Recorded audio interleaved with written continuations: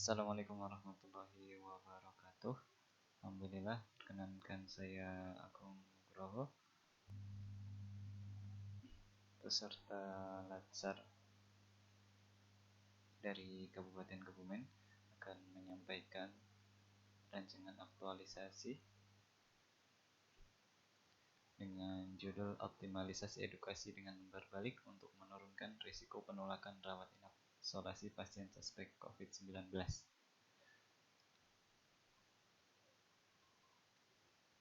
Sedikit akan kita overview presentasi yang akan saya sampaikan. Yang pertama adalah mengenai gambaran institusi saya, visi misi organisasi. Kemudian yang kedua tentang tugas perawat. Yang ketiga tentang identifikasi isu. Yang keempat adalah rancangan aktualisasi.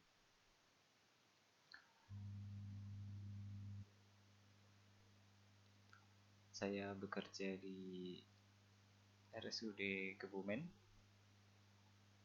yang sesuai dengan Peraturan Bupati Nomor 59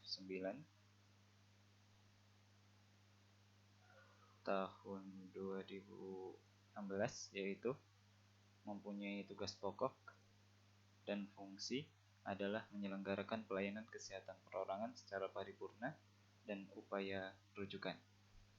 Di sini Rumah Sakit Umum Daerah Perembun Kabupaten Kebumen memiliki visi menjadi rumah sakit rujukan spesialistik yang profesional, terjangkau, dan ramah lingkungan. Kemudian kami memiliki misi 1. Menyelenggarakan pelayanan kesehatan yang bermutu, efektif, efisien, dan terjangkau, serta ramah lingkungan. Yang kedua yaitu menyelenggarakan tata kelola rumah sakit yang profesional. Kami memiliki moto sehati, S sigap, E empati, H handal, A akuntabel, D transparan, dan I inovatif. Sedikit tentang struktur organisasi kami. Yang pertama adalah direktur saat ini adalah Dr. Haji Arif Komedi, Magister of Science. Kemudian untuk mentor dan kepala bagian tata usaha kami adalah Haji Tritunggal Eko Sabto, Sarjana Kesehatan Masyarakat, Magister of Public Health.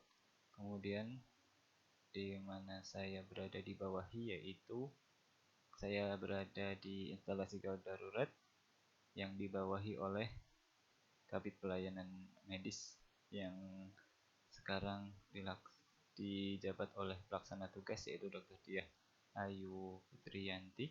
Kemudian dalam pantauan dari Kasih Keperawatan, yaitu beliau Ibu Pratewi Handayani, Sarjana Keperawatan, Nurse, Magister Manajemen. Kemudian tugas saya sebagai seorang perawat sesuai dengan Undang-Undang Nomor 38 Tahun 2014 Pasal 29, yaitu tentang pemberi asuhan keperawatan, penyuluh, dan konselor bagi klien. Kemudian karena kami sudah beralih menjadi aparatur sipil negara sesuai dengan Undang-Undang Nomor 5 Tahun 2016, yaitu melaksanakan kebijakan publik serta memberikan pelayanan publik yang profesional dan berkualitas. Kemudian ini juga didukung oleh Permenpan Nomor 35 Tahun 2019 tentang Jabatan Fungsional Perawat. Kemudian analisis isu. Ada 3 isu yang saya temui ketika saya bekerja di IGD, kurang lebih karena saya ditempatkan di instalasi gawat darurat. Yang pertama adalah sesuai dengan isu yang saat ini sedang ramai di mana-mana, yaitu tentang COVID-19. Isu yang pertama adalah pasien suspek COVID-19 yang membutuhkan perawatan isolasi namun menolak dirawat dan memutuskan untuk pulang. Kemudian yang kedua adalah ketidakpatuhan penunggu atau pasien di IGD untuk mengurangi HAIS atau Healthcare Associated Infection, di mana para penunggu atau pasien biasanya tidak menggunakan masker atau menggunakan masker yang tidak sesuai standar atau tidak memakai masker dengan tepat. Yang ketiga yaitu belum optimalnya pengkajian dan evaluasi pain assessment oleh perawat di IGD. Di sini beberapa pasien yang didiagnosa dengan nyeri akut oleh perawat, namun secara real kami tidak saya menemukan bahwa kami belum melakukan assessment nyeri yang baik dan benar. Kemudian analisis isu menggunakan teknik USG, U untuk urgency, S seriousness, dan G untuk growth. Untuk isu yang pertama memiliki nilai 15, isu yang kedua memiliki nilai 14, dan isu yang ketiga memiliki total skor 12. Untuk isu yang terpilih sesuai dengan tampisan isu dengan teknik USG, yaitu pasien suspek COVID-19 yang membutuhkan perawatan isolasi namun menolak dirawat dan memutuskan untuk pulang. Kemudian rancangan aktualisasi kami yaitu dengan judul optimalisasi edukasi dengan lembar balik untuk menurunkan risiko penolakan rawat inap isolasi pasien suspek COVID-19. Yang pertama adalah inputnya adalah pasien COVID dengan kebutuhan terapi oksigen dan pemantauan tenaga medis. Di sini input yang kami lakukan terhadap pasien adalah dengan edukasi, menjelaskan kepada pasien, keluarga pasien tentang perlunya perawatan isolasi. Kemudian setelah itu, setelah diedukasi ada lembar persetujuan pengisian dokumen atau persetujuan rawat inap atau penolakan rawat inap. Di sini sebenarnya ada gap karena edukasi yang kami berikan hanya dengan metode ceramah. Dan proses yang ingin kami masukkan adalah menggunakan media lembar balik, yaitu menjelaskan kepada pasien keluarga tentang perlunya perawatan isolasi. Selanjutnya output yang kami harapkan adalah dengan teredukasinya masyarakat bahwa akan terjadi penurunan angka penolakan, pasien keluarga teredukasi dengan baik dan berperilaku kesehatan baik dan mengikuti arahan dari tenaga medis.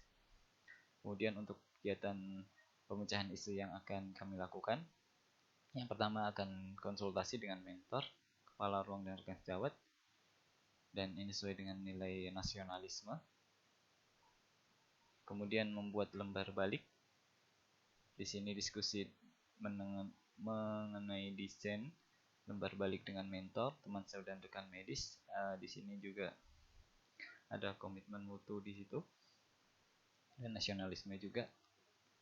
Kemudian kami melakukan sosialisasi, menyampaikan isi dan fungsi dari lembar balik kepada perawat atau dokter IGD, nilai etika publik yang kami tonjolkan, kemudian aplikasi lembar balik, menerapkan edukasi lembar balik dan kepada pasien suspek COVID-19 yang membutuhkan perawatan isolasi. Selanjutnya evaluasi, ada nilai akuntabilitas karena kami akan menilai efek dari lembar balik secara sesuai dengan catatan medis dan tidak mengurangi atau menambahkan yang tidak ada. Di sini jadwal kegiatan mulai dari persiapan rancangan kegiatan pembuatan lembar balik pasien COVID-19. Kemudian output yang diharapkan adalah foto konsultasi dan lembar konsultasi. Kemudian membuat lembar balik edukasi. Di sini yang kami harapkan adalah foto konsultasi dan lembar balik. Kemudian sosialisasi lembar balik edukasi pasien COVID-19. Kami berharap untuk bisa mensosialisasikan kepada teman-teman sejawat kami di IGD yaitu perawat dan dokter, karena kamilah yang akan melakukan edukasi kepada pasien tersebut. Di sini akan ada outputnya adalah absensi, foto sosialisasi, dan foto konsultasi juga. Kemudian yang keempat adalah edukasi menggunakan lembar balik pasien COVID-19 yang memerlukan perawatan isolasi di rumah sakit. Ada sekitar hampir 3 minggu untuk penggunaannya.